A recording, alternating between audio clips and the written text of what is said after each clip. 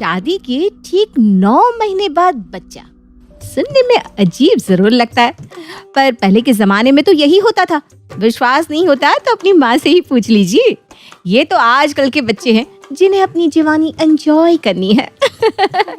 अरे अरे, ये मैं नहीं कह रही, ये तो वो डायलॉग्स हैं जो मोस्टली सारी सासू माएं आजकल अपनी उन बहुओं को कहती हैं जिन्हें अभी बच्चा नहीं करना।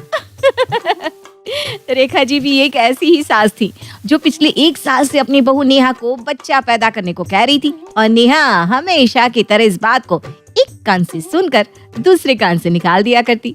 हर सुबह की तरह नेहा जब अपने पति की दुकान जा रही होती है, भगवान के सामने अपने दोनों हाथ जोड़कर कहती है, कहाँ छुप गए हो भगवान? दिन रात पूरे मन से हमेशा मैंने तेरी सेवा की है, और आज जब मेरे घर के चिराग की बात आई तो न जाने तुम क्यों चुप बैठे हुए हो। अरे सद्बुद्धि दो ना मेरी बहू को प्रभु, मेरे घर में भी एक नन्हा बच्चा खेले। सद्बुद्धि तो दे ही रखी है भगवान ने मम्मी जी, इसलिए तो मैं बच्चा नहीं कर रही। आपने तो जन लिया ना बेटा, क्या फायदा हुआ? दिन भर तो वो रहते हैं दुकान पर, पापा जी भी दुकान पर और मैं भी दुकान पर, तो बेटा होने के बाद भी घर पर तो आपको अकेले ही रहना पड़ता है ना, तो क्या फायदा हुआ बेटा पैदा करने का? यह कोई बात हुई भला? पता है मैं कितनी बेसब्री से रात का इंतजार करती हूँ।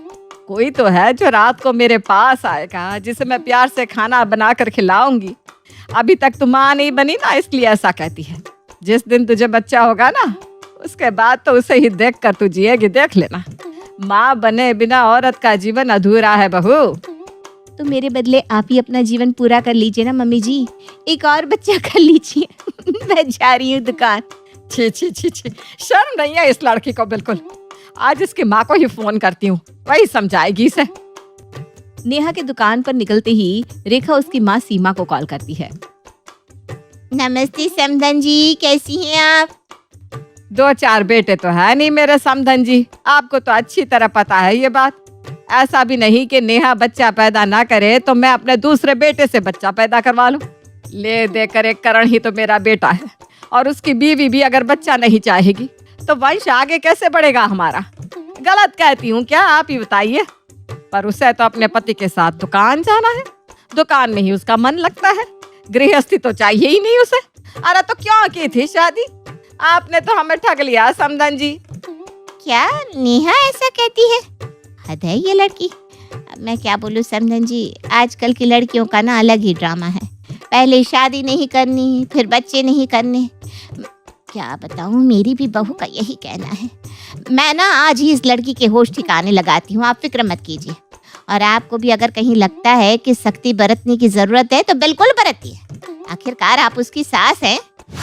नेहा हमेशा से काम करना चाहती थी और वो बिजनेस का अच्छा नॉलेज भी रखती थी, इसलिए शादी के 3 महीने बाद ही उसने अपने पति का बिजनेस ज्वाइन कर लिया था, और उसके बिजनेस में आने के बाद ही बिजनेस का प्रॉफिट 2 गुना हो गया था। दोपहर में जब नेहा अपने दुकान पर होती है, उसकी माँ उसे फोन करती है। हम लोग इज्जत बचाते बचाते मर रहे हैं, और तू अपने ससुराल में हमारी परवरिश पर कलंक लगा रही है।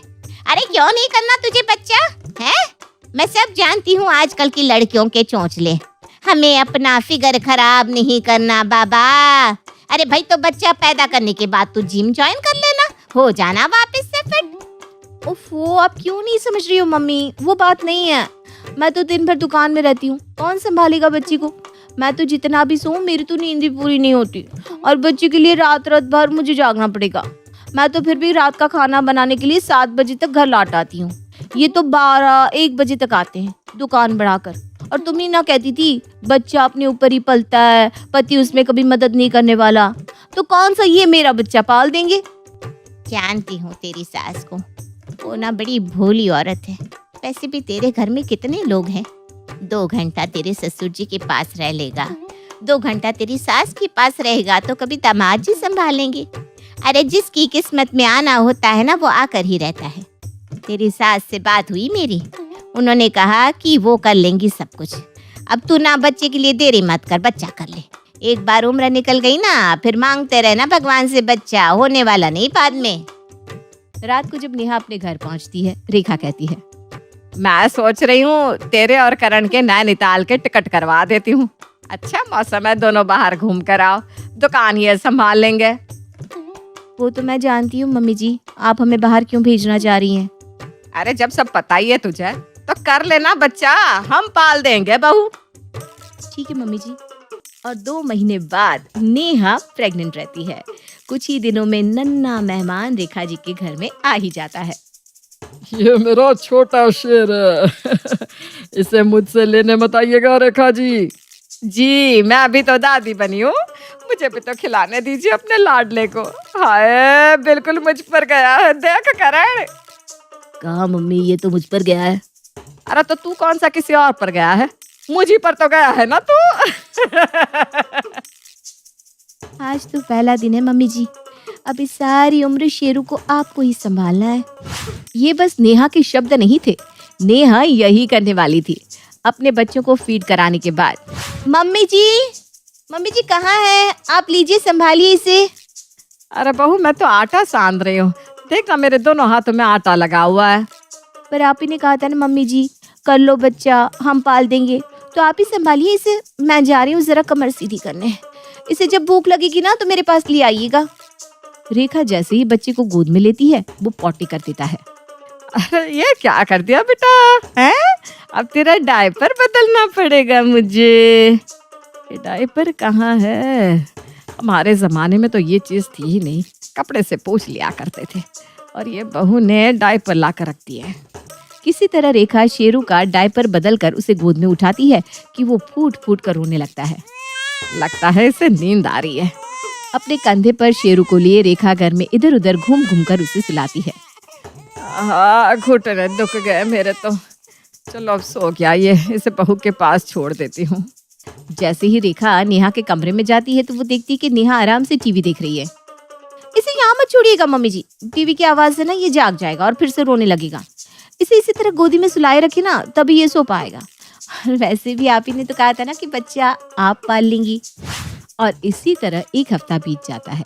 1 हफ्ते के बेड रेस्ट के बाद नेहा फिर से दुकान जाना शुरू कर देती है, और अब हर वक्त रेखा को ही शेरू को नहलाने धुलाने कपड़े बदलने से लेकर सब कुछ करना पड़ता है। एक रोज रात के खाने पर, कहाँ है मेरा पोता? दिन भर तो उसे देखने नहीं आते, और रात को 2 मिनट के लिए कहाँ है मेरा पोता। अरे इतना ही प्यार है तो उसे रात को संभालते क्यों नहीं? जब वो उठकर रोता है तो कमरे से बाहर क्यों चले जाते हैं? 2 मिनट का प्यार सभी दिखा देते हैं, पर बच्चे को संभालना कोई नहीं चाहता। कभी नहीं सोचा था कि इस उम्र में मुझे बच्चा पालना पड़ेगा। मेरे पैर सुबह से भाग भाग कर इतने दुख रहे हैं। इसका इतने अच्छे से ख्याल बस आप ही रख सकती थी mummy ji. How lucky my Sheru is. अपनी बहू को बार बार बच्चा पैदा करने के लिए फोर्स करने वाली रेखा के अब अच्छे से होश ठिकाने आ चुके थे। वो किसी तरह बस इस बारे में अपनी बहू से बात करना चाह रही थी कि अब वो शेरू को और संभाल नहीं पाएगी। एक दिन नेहा उसके पास आकर कहती है, आप बिल्कुल सही थी मम्मी जी, माँ बनने का सुख दुनिया के सभी सुखों से बड़ा होता है। लोग बस कहते हैं कि सर पर बोझ आ जाता है, कहाँ कोई बोझ आया मेरे सर पर। मैं सोच रही थी दूसरा बच्चा भी कर ही लूं, जैसे ये पल रखा है वो भी पल जाएगा। आप तो संभाल ही लेंगी दोनों को। After all you are a pro. एक और बच्चा? नहीं नहीं नहीं बहू। ये सुनते ही रेखा भाग खड़ी होती है। एक बच्चे को ही पालने में रेखा के होश ठिकाने आ गए थे, अब दूसरा बच्चा, तौबा तौबा। बहू लाई बारात। कहते हैं ना, लड़का लड़की राजी तो क्या करेगा काजी। अब काजी सास अगर शादी के लिए ना माने तो भाई दुल्हन क्या करे? जी ये करे जो हमारी आज की कहानी की दुल्हन ने किया। देखिए जरा। मीरा की माँ कहती है, अरे मीरा ये क्या कर रही हो? अच्छा लगता है क्या बार बार हमें उस घर में लेकर जाती हो? अब जब करण की माँ नहीं मान रही है शादी को तो छोड़ो ना, कर लो किसी और लड़के से शादी। लड़कों की कमी है क्या? माँ, करण और मैं, हम लोग बचपन से एक दूसरे को बहुत प्यार करते हैं, मैं कैसे किसी और से शादी कर लूं? अरे तो बोल ना करण को अपनी माँ से बात करे, वो क्यों नहीं मना रहा अपनी माँ को? वो टेढ़ी खीर है उसकी माँ, सीधी उंगली से नहीं मानेगी। तेरी होने वाली सास के अभी से इतने नखरे हैं, शादी कर लेगी तो घर पर रखेगी भी क्या? खैर, अब सास क्यों नहीं मान रही है ये जानना भी तो आप लोगों के लिए जरूरी है, तो चले करण के घर। ये क्या है करण, बुढ़ापे तक बहू का चेहरा देखने का मौका नहीं देगा क्या? क्या करूं माँ, मैं मीरा से ही शादी करूंगा, ये तो तुम जानती ही हो। फिर क्यों नखरे दिखा रही हो? नखरे मैं दिखा रही हूँ? अरे मीरा क्या चाहती है वो तुम नहीं जानते? वो बिल्कुल भी पॉसिबल नहीं है। अरे कौन सी लड़की घोड़ी में सवार होकर आना चाहती है और लड़के को डोली में बिठाकर ले जाना चाहती है? दुनिया हंसी उड़ाएगी बेटा, बोलेगी क्या लड़की पैदा की थी। बस माँ तू ना दुनिया के बोलने पर चल, अपने बच्चों की खुशी के बारे में सोचना ही मत। अरे क्या सोचूं? दोनों अभी बात कर रहे होते हैं कि मीरा के माता पिता आ जाते हैं। बहन जी क्यों परेशान हो रही है? अरे जानते तो हैं, अरे माना बेटी का शौक है, लेकिन माँ को तो कुछ सिखाना चाहिए था ना कि ऐसे शौक रखना सही है या नहीं। कैसी बात कर रही हैं बहन जी? क्या गलत है अगर लड़की आ जाए घोड़ी पर? तो शादी तो तब भी इन दोनों की ही होगी ना। हे भगवान, सारी की सारी फैमिली पागल है। देखिए मेरा बेटा डोली में नहीं आएगा। अरे ना जी ना, जो जैसा होता है वैसा होगा। अरे नहीं तो नहीं करनी हमें शादी वादी। लेकिन ये क्या, इतना सुनते ही करण, माँ मैं घर छोड़कर जा रहा हूँ। मेरी शादी मीरा से नहीं हुई तो मैं क्या करूंगा इस घर में रहकर।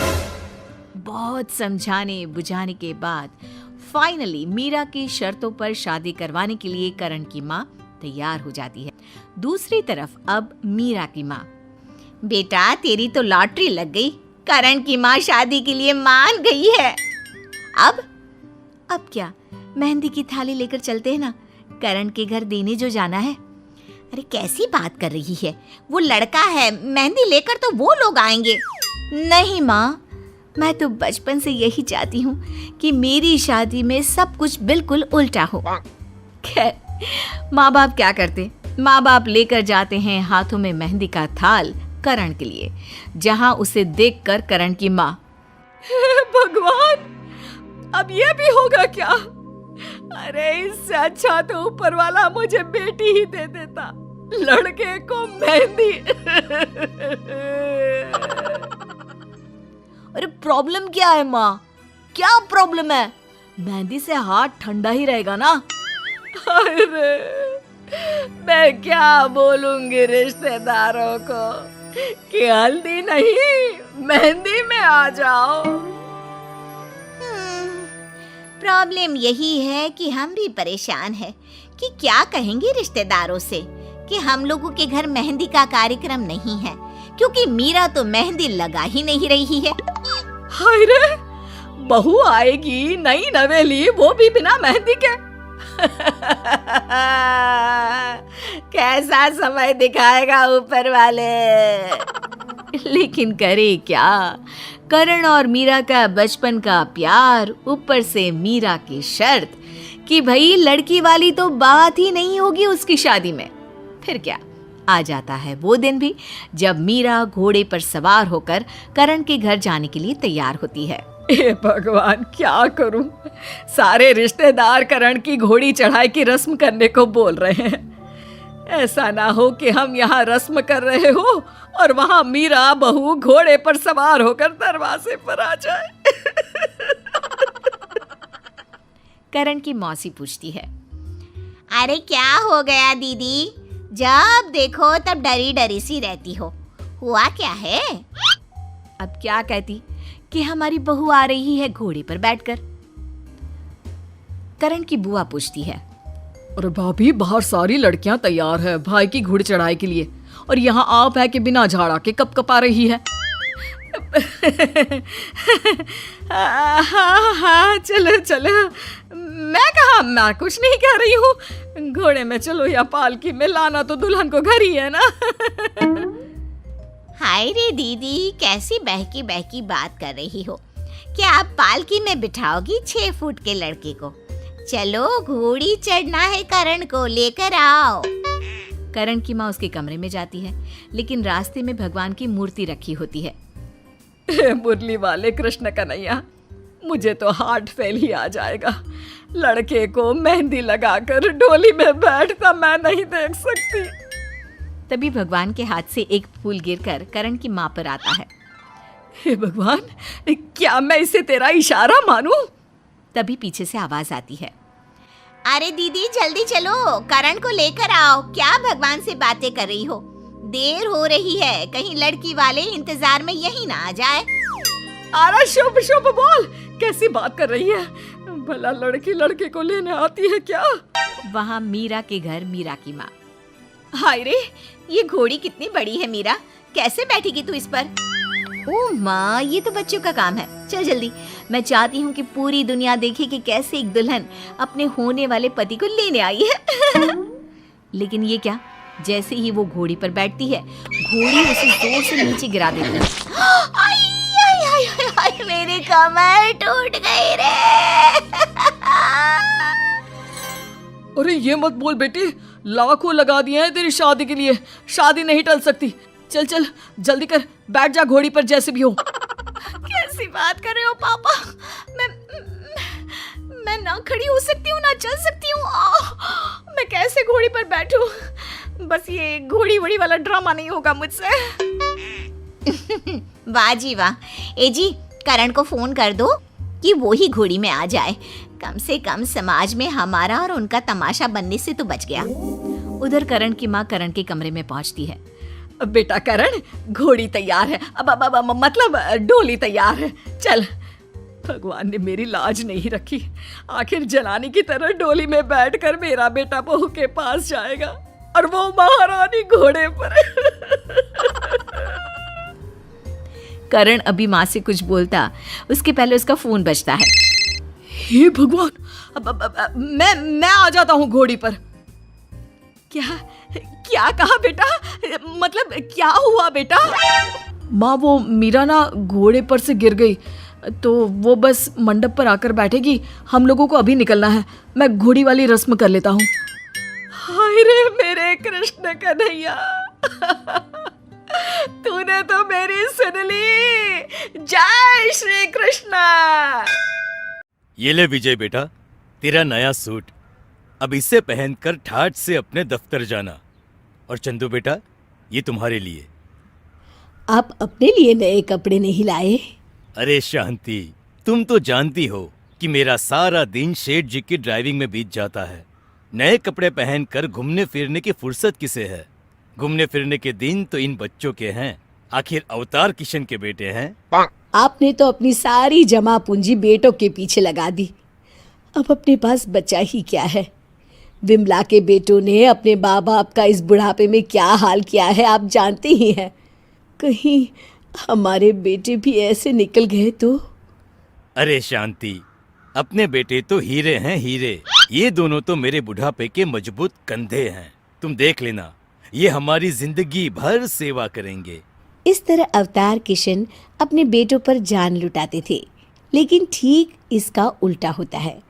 अवतार किशन का छोटा बेटा चंदू एक पैसे वाले सेठ की बेटी से शादी करके घर जमाई बन जाता है। अरे चंदू बेटा, हमने तुम्हारे लिए क्या कुछ नहीं किया और तुम हमें छोड़कर यहाँ चले आए।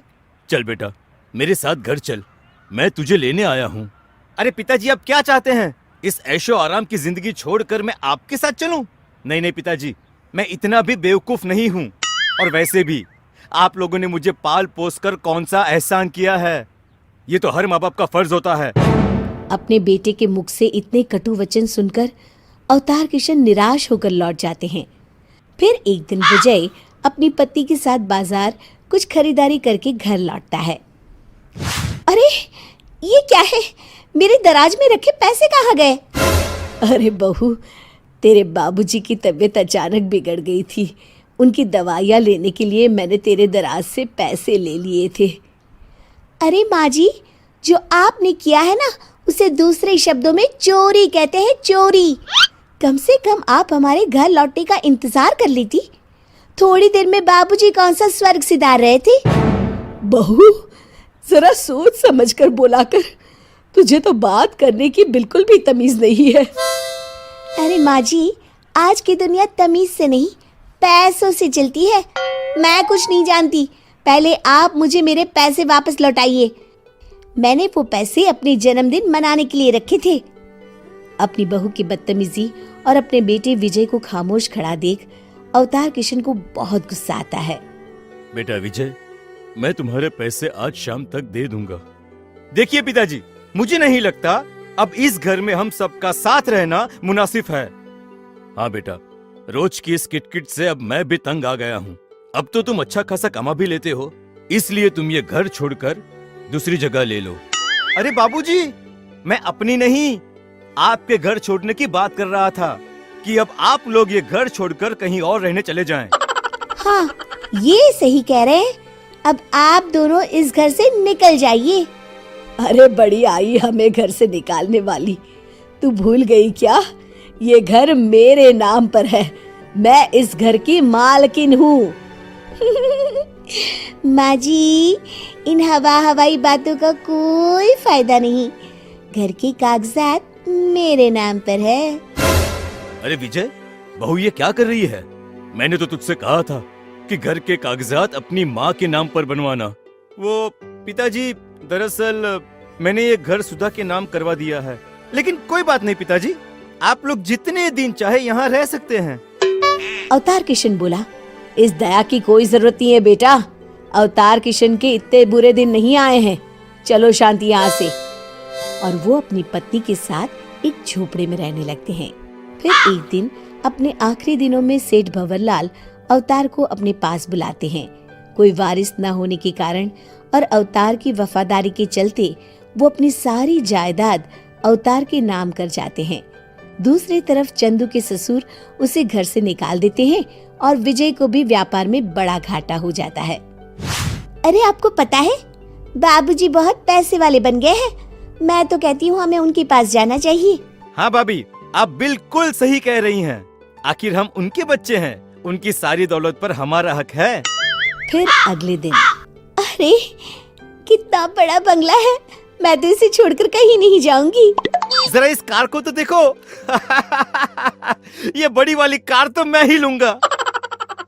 अरे इन नालायकों को अंदर किसने आने दिया? चौकीदार, इन्हें बाहर निकालो। क्या पिताजी, अब गुस्सा थूक भी दीजिए। वी आर फैमिली, हम आपके ही बेटे हैं ना। विजय की पत्नी रोने लगती है। माँ जी, मैं आपको इस बुढ़ापे में अकेली नहीं छोड़ सकती। आखिर मैं आपकी बहू हूँ, आपकी सेवा करना मेरा धर्म है। अरे वाह रे बहू, तू तो गिरगिट की तरह रंग बदलती है। लेकिन तेरे ताने मुझे आज तक याद है। और रही बात मेरे बुढ़ापे की, तो उसकी चिंता तू मत कर। चलो, बहुत ड्रामा कर लिया तुम लोगों ने। इस घर में तुम लोगों के लिए कोई जगह नहीं है। अब यहाँ से उल्टे पांव लौट जाओ, वरना धक्के मार के निकलवा दूंगा। फिर अपना काम बनता ना देख वे सभी वहाँ से चले जाते हैं। इस तरह अवतार किशन अपने नालायक बेटों को अच्छा सबक सिखाते हैं और दुनिया के लिए एक मिसाल कायम करते हैं। मानसी बहू, ऐसा है मेरा खाना तो तुम आज बनाना ही मत। मैं तो आज बस हरी नाम भजकर ही सो जाऊंगी। ये क्या कह रही हैं माँ जी आप? ऐसा क्या हो गया जो आप इतनी नाराज हो रही हैं? क्या हो गया? अरे कल ही पालकी से उतरी हो क्या, जो इस घर के कायदे कानून तुम्हें रोज रोज सिखाने पड़े? सालों से एक ही बात बार बार समझाते समझाते मैं थक गई, लेकिन तुम दोनों के दिमाग में ये छोटी सी बात बैठती नहीं। रहने दो रेणुका, मैं समझ गई मम्मी जी क्यों नाराज है। जितना तुम मम्मी जी से पूछोगी उनका गुस्सा उतना ही बढ़ता जाएगा।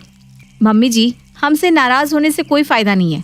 हमने कितनी बार कहा है कि जब हम खाना बनाएं उस समय झूठे हाथ से रसोई के किसी सामान को ना छुएं। लेकिन ना तो कोई चप्पल उतारने के लिए तैयार होता है और ना ही झूठे हाथ लगाने से बाज आता है। वो लोग तो मनमानी करके निकल जाते हैं और भुगतना हम लोगों को पड़ता है। कुछ देर पहले, अरे भाभी, आज क्या बना रही हो? अरे क्या कर रही हो तुम? कितनी बार कहा है तुमसे चप्पल लेकर रसोई में मत आया करो। तुम्हें समझ में क्यों नहीं आता? अरे हमें तो इस घर में बहू बनकर आए हुए कुछ साल ही हुए हैं, लेकिन तुमने तो इसी घर में जन्म लिया है ना। बचपन से ही माँ जी ने तुम्हें सिखाया होगा कि रसोई में चप्पल लेकर नहीं आना है, फिर कैसे भूल जाती हो? क्या भाभी, आप भी धीरे धीरे माँ की दूसरी कॉपी बनती जा रही हो। अरे मम्मी का जमाना और था और हमारा जमाना और है। पैरों में पहनी चप्पल का खाने से क्या मतलब है भाभी? कुछ तो कॉमन सेंस लगाइए। इतनी ठंड हो रही है, मैं चप्पल उतारने वाली नहीं हूँ। देखो कीर्ति, अगर तुम चप्पल नहीं उतार सकती तो रसोई में मत आया करो। तुम्हारी वजह से मुझे माँ जी से 10 बातें सुननी पड़ जाएगी। और अगर माँ जी ने देख लिया ना कि तुम ऐसे चप्पल पहनकर रसोई में खड़ी थी तो वो सारा खाना उठाकर बाहर फेंक देंगी। अब इससे पहले कि मम्मी जी तुम्हें देख ले, भगवान के लिए जाओ यहाँ से। अरे भाभी लेकिन एक बार थोड़ी सी सब्जी तो चख लेने दो, मुझे बहुत तेज भूख लग रही है। अच्छा खाना नजी, खाने की खुशबू ही ले लेने दो। मानसी के बार बार मना करने पर भी कीर्ति सेब खाते हुए उन्हीं हाथों से झट से एक कटोरी में थोड़ी सी सब्जी निकालती है और वहीं खड़े खड़े एक चम्मच मुंह में डाल लेती है। सत्यानाश, ये क्या कर दिया तुमने? कीर्ति, तुम्हें पता है रसोई में पके हुए खाने का सबसे पहले मम्मी जी कान्हा जी को भोग लगाती हैं और तुमने खुद को भोग लगा दिया। अरे मम्मी जी ने देख लिया ना तो वो मेरी जान ही ले लेंगी। अरे भाभी, भूखे को भोजन कराना भगवान को समर्पित सबसे बड़ा भोग होता है, जिसे भगवान सच्चे मन से स्वीकार करते हैं। मैंने खा लिया ना तो समझ लो कान्हा जी को भोग लग गया। ज्यादा प्रवचन मत सुना मुझे। ये प्रवचन जाकर तुम मम्मी जी को सुनाओ और उनका हृदय परिवर्तन करो। देखो पूरा खाना बन चुका है, अब मैं दोबारा खाना नहीं बनाने वाली। और तुम कान खोलकर सुन लो, तुमने जो किया सो किया। ये बात किसी को बतानी नहीं है कि तुमने रसोई में जाकर सब्जी चखी थी। और अब तुरंत यहाँ से गायब हो जाओ, चलो। लगता है मम्मी जी ने देखा नहीं है, मैं भी चुपचाप सबका खाना लगा देती हूँ। आप ही बताइए माँ जी, क्या ये बना हुआ खाना मैं बाहर फेंक कर दोबारा खाना बनाती? बस इसीलिए मैंने किसी को कुछ बताया नहीं। मुझे नहीं पता था कि आप ये सब देख चुकी हैं।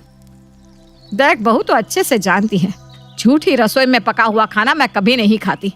अरे रसोई में पकाने वाले भोजन का सबसे पहले भोग भगवान को लगाया जाता है, तो क्या भगवान को भोग ऐसे ही गंदे और झूठे हाथों से छुए हुए खाने से लगाऊंगी मैं? तुझे दोबारा खाना बनाने से परेशानी थी ना? ठीक है, तुम लोगों को खाना हो तो खा लो, मुझे ये अपवित्र भोजन खाने के लिए मत कहना। मैं अपने कमरे में जा रही हूँ। सास की बात सुनकर दोनों बहुओं के चेहरे उतर गए थे। अब ऐसा तो नहीं हो सकता था कि वे दोनों सास को भूखा छोड़कर खुद खाना खा लेती, इसलिए बाकी घर वालों को खाना परोसकर वो पूरे किचन की सफाई करती है और फिर से सास के लिए खाना बनाती है।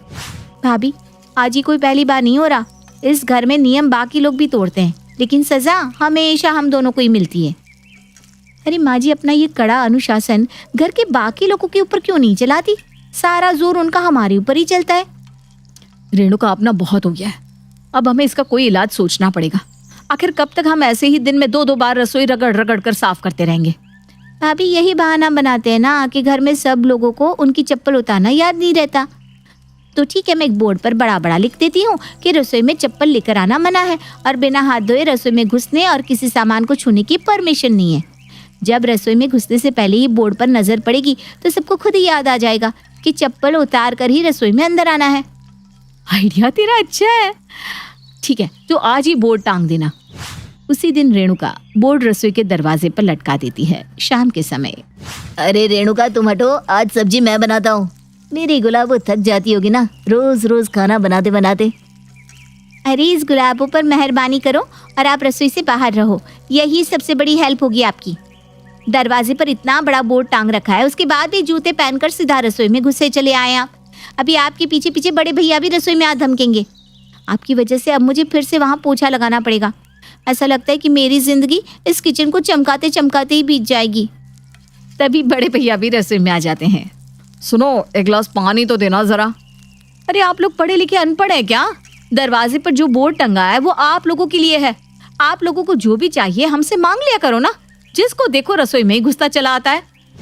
मानसी और रेणुका घर में सबको समझा समझा कर थक गई थी। बोर्ड बेचारा रसोई के दरवाजे पर लटका हुआ अपनी किस्मत को रो रहा था, लेकिन बाकी घर वालों को उनके बोर्ड टांगने पर कोई असर नहीं पड़ा था। अरे हाथ धोने से इनके हाथ घिस जाते हैं क्या? पता नहीं भाभी, ऐसे माहौल में आपने इतने साल कैसे निकाल लिए। सब इस घर में अपनी मनमर्जी से रह रहे हैं। जोर तो मम्मी जी का बस हमारे ऊपर ही चल रहा है। अगर आपने शुरू में इस बेहूदी रिवाज का विरोध किया होता ना तो हम आज ये सजा नहीं भुगत रहे होते। सही कहती हो तुम। ठीक है, अगर मैंने बिगाड़ा है ना तो सुधारूंगी मैं ही। जैसे तूने पिछली बार बोर्ड बनाया था ना, वैसे ही एक और बोर्ड बना और इस बार बोर्ड पर लिखना रसोई की हड़ताल। रसोई की हड़ताल? हाँ, अब यही आखिरी उपाय बचा है हमारे पास। अगर इस घर के लोग अपनी जरा सी आदत में बदलाव नहीं कर सकते तो हम भी जीवन भर माँ जी को खुश करने के लिए दिन में 3-3 बार रसोई साफ नहीं करने वाले। ऊपर से सब कुछ फिर से बनाना पड़ जाता है स्वालक। जेठानी के कहे अनुसार अगले दिन सुबह ही रसोई पर हड़ताल का बोर्ड लटक गया था और दोनों बहुएं अपने अपने कमरे में कंबल में दुबकी आराम कर रही थी।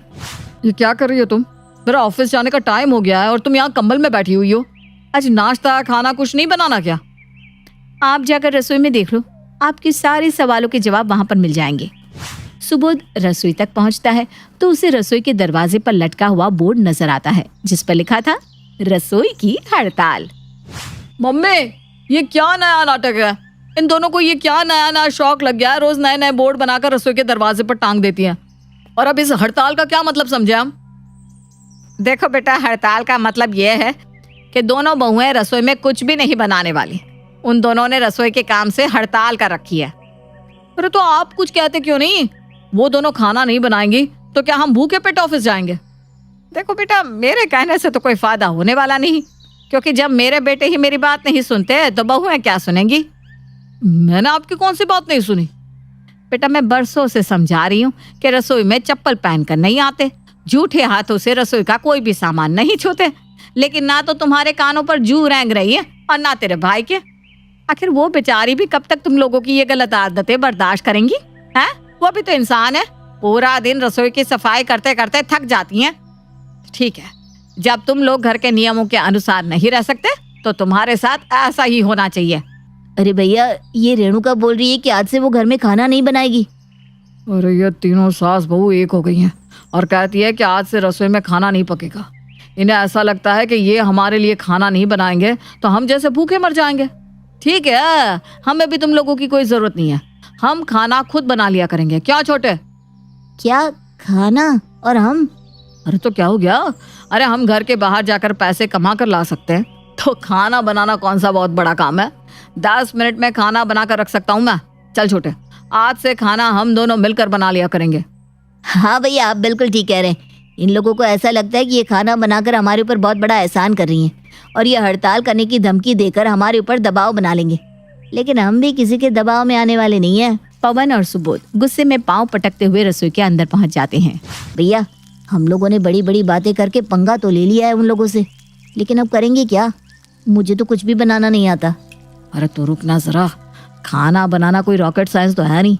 तुम YouTube चलाओ, YouTube से देखकर आज हम उनसे भी अच्छा खाना बना लेंगे। अच्छा छोटे, ऐसा कर, तू आटा गूंद, तब तक मैं दाल उबालने के लिए रखता हूँ। अरे भैया, ये तो बिल्कुल तालाब बन गया। ये आटा गूंथेगा कैसे? अरे इतना पानी डालने के लिए किसने कहा था? अब इसके अंदर थोड़ा आटा और मिला। पवन बिल्कुल गीले हो चुके आटे में थोड़ा सा सूखा आटा मिलाता है। अरे यार, आधा घंटा हो गया और तुम आटा नहीं गूंथ पा रहे हो। अरे चाकू से क्या कर रहे हो? अरे भैया, बार बार आटा मेरे हाथों में चिपक जाता है। अब ऐसे में मैं आटा कैसे लगाऊं? इसलिए चाकू से हाथ में चिपका आटा छुड़ा रहा हूँ। पवन चाकू से अपने हाथों पर चिपका आटा छुड़ा ही रहा था कि अचानक चाकू से उसका हाथ कट जाता है। भैया, मेरा हाथ कट गया। हाँ, बहुत खून बह रहा है। क्या मुसीबत है, मुझे नहीं गूंथना आटा। आप दाल के साथ चावल बना दो। पवन जाकर ऑफिस के लिए तैयार होता है। तब तक सुबोध अकेले ही किसी तरह दाल चावल बनाकर तैयार करता है। कुछ देर बाद, अरे भैया, अभी तक खाना तैयार नहीं हुआ, मुझे ऑफिस के लिए लेट हो रहा है। क्या मुसीबत है यार। अब सुबह उठकर पहले रसोई में खाना बनाए या ऑफिस के लिए तैयार हो? अगर इसी तरह चलेगा तो मैं ऑफिस भी टाइम से नहीं पहुंच पाऊंगा। किसी तरह जल्दबाजी में टिफिन में दाल चावल पैक करके दोनों भाई ऑफिस के लिए निकल जाते हैं। ऑफिस में लंच टाइम में जैसे ही सुबोध अपने टिफिन से पहला निवाला मुंह में डालता है, उसका मन खराब हो जाता है। अरे इसमें तो बहुत तेज मिर्ची हो गई। इतनी तेज मिर्ची है कि मेरा सर चकरा गया है। छी, मैं ये खाना नहीं खा पाऊंगा। कुछ ही देर में छोटे भाई पवन का सुबोध के पास फोन आता है। अरे भैया, ये आपने टिफिन में दाल पैक की थी या तबाही? 2 चम्मच खाना खाया था, 2 गिलास पानी पी चुका हूँ, अभी भी मुंह में आग लगी हुई है। आपने ऐसी दाल बनाई है भैया कि अगर इस दाल को मैंने कुत्ते को दे दिया ना तो वो भी खाने के बाद मुझे 10 गालियां देगा। अरे यार छोटे, मैं मान रहा हूँ दाल नहीं, ब्लंडर हो गया मुझसे। अरे तू छोड़ दे उसे, मत खा। लेकिन तू चिंता मत कर, रात को मैं तुझे बढ़िया टेस्टी डिश बनाकर खिलाऊंगा। मैंने रेसिपी देख ली है, इस बार कोई प्रॉब्लम नहीं होगी। ठीक है भैया, अभी तो फिलहाल मैं समोसे और चाय पीकर ही काम चला लेता हूँ, लेकिन शाम को भगवान के लिए कुछ ढंग का बनाकर खिला देना। अरे तू चिंता मत कर छोटे, शाम को बस मेरी मदद कर देना। जी भैया, मैं टाइम से पहुंच जाऊंगा। आज तो हम इन्हें दिखा देंगे छोरे छोरियों से कम है क्या। शाम को खाना बनाने की भारी जिम्मेदारी होने के कारण दोनों भाई थोड़ा जल्दी ही ऑफिस से घर पहुंच गए थे। भैया बताइए ना, क्या स्पेशल रेसिपी बनाकर खिलाने वाले हो आप? आज मैं बनाऊंगा स्पेशल दाल खिचड़ी, टेस्टी और हेल्दी। अरे भैया, खिचड़ी खिलाने के लिए आपने इतना सस्पेंस क्रिएट किया, और खिचड़ी कौन सी स्पेशल रेसिपी होती है? आप ही खा लो खिचड़ी, मुझे नहीं खानी। अरे छोटे, खिचड़ी खाना बहुत फायदेमंद होता है। आज खा लेना चुपचाप, कल कुछ अच्छा बना लेंगे, बस पक्का प्रॉमिस। क्या भैया, ठीक है। पवन और सुबोध मिलकर खिचड़ी बनाते हैं, लेकिन पानी का सही अंदाजा ना होने के कारण उनकी खिचड़ी सूखकर बिल्कुल केक जैसी बन जाती है। भैया, मैंने तो पहले ही कहा था ये खाना वाना बनाना हमारे बस का काम ना है, लेकिन आप ही मम्मी के सामने बहुत चौड़े हो रहे थे। मैं बना लूंगा, मुझे किसी की जरूरत नहीं है। देख लिया आपने, खिचड़ी और दाल तक नहीं बन पा रही है हम लोगों से। डिशेस क्या खाक बनेगी? अब बस बहुत हो गया भैया, सुबह से खाना ढंग का नहीं खाया। पहले तो तबाही दाल और अब ये खिचड़ी केक। अरे एक ही दिन में कितना टॉर्चर करोगे आप? आदमी की सहन शक्ति की कोई लिमिट होती है यार। मुझे तो अब भूख से चक्कर आ रहा है, कमजोरी सी महसूस हो रही है। हे भगवान, क्या मुसीबत है ये। बात तो तेरी बिल्कुल सही है छोटे, खाना बनाना हमारे बस का काम नहीं है। नमक तेल पानी का हिसाब रखते रखते मेरा तो दिमाग खराब हो गया है यार। क्या करें, बाहर से खाना मंगवा ले? भैया, अब मुझे ना एक्सपेरिमेंट नहीं करना है। मैं जा रहा हूँ माँ और बाकी सबसे माफ़ी मांगने। सबसे आसान सॉल्यूशन यही है कि हम माफ़ी मांगकर अपनी गलती स्वीकार कर ले और इस मुसीबत से छुटकारा पा ले। अरे लेकिन अगर उन्होंने हमारा मजाक उड़ाया तो? अरे भैया, हमारी माँ और बीवी ही तो है, अगर मजाक उड़ा भी लिया तो क्या बिगड़ जाएगा हमारा? अब मैं आपके खाने से टॉर्चर होने के मूड में बिल्कुल नहीं हूँ। मैं जा रहा हूँ माँ, भाभी और रेणुका से माफ़ी मांगने, जो होगा देखा जाएगा। अरे ठहर, मैं भी चल रहा हूँ तेरे साथ। ठीक है, तुम लोग जीते, हम हारे। हम मानते हैं रसोई संभालना हमारे बस का काम नहीं है। बेटा, बहुत अच्छी बात है कि तुम्हें तुम्हारी गलती समझ में आ गई, लेकिन मुद्दा तो अभी भी वहीं का वहीं है। रसोई में खाना तुम दोनों को तभी मिलेगा जब तुम रसोई के लिए बनाए हुए नियमों का पालन करोगे। मैं तैयार हूँ, आज के बाद आप जैसा कहेंगे मैं वैसा ही करूँगा। आपके बनाए हुए नियमों के साथ मेरी तरफ से कोई छेड़खानी नहीं होगी। बस आप ये हड़ताल वापस ले लो। सोच लो, अगर आज के बाद कोई भी रसोई में चप्पल लेकर घुसा तो उस दिन रसोई की सफाई और खाना वही करेगा। बोलो मंजूर? मंजूर, मंजूर, बिल्कुल मंजूर। हाँ, मुझे भी मंजूर है। अब अगर आप लोगों की हड़ताल वापसी हो गई हो तो भगवान के लिए एक कप चाय और खाना खिला दो। सुबह से भूखे हम, भूख से जान जा रही है। तो फिर ठीक है, आप लोग हाथ धोकर डाइनिंग टेबल पर आ जाओ, खाना तैयार है। खाना तैयार है? इसका मतलब खाना आप लोग पहले बना चुके थे? हाँ, नहीं तो क्या, तुम्हारी माँ हूँ मैं, तुम्हारी रग रग से वाकिफ हूँ। मुझे पता था शाम होते होते तुम दोनों की सारी हेकड़ी निकल गई होगी, इसलिए मैंने पहले ही खाना बनवा दिया था। सरला की बात सुनकर सभी हंसने लगते हैं और मिलकर खुशी खुशी खाना खाते हैं।